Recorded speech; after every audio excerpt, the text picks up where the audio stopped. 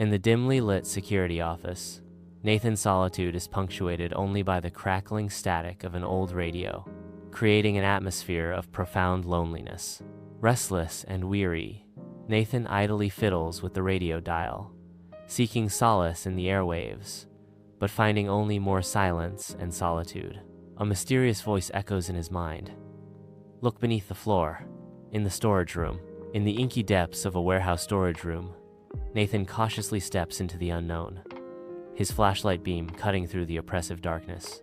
Each step echoes in the silence as Nathan scans the room, his breath catching in his throat, revealing a growing sense of unease. A subtle clue emerges from the shadows, a section of floorboards recently disturbed, hinting at secrets hidden beneath.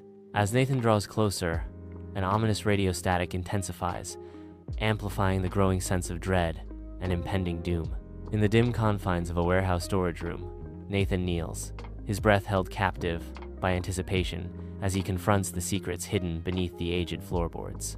With trembling hands, he unearths a rusted metal box, a silent guardian of forgotten memories and buried truths. Old photographs emerge from the box, revealing a woman's smiling face, a haunting echo from a bygone era. Yellowed newspaper clippings whisper of her disappearance decades ago, an unsolved mystery that sends a chill down Nathan's spine. A letter, brittle with age, unveils a chilling truth. She had been buried beneath the very floor he stood on,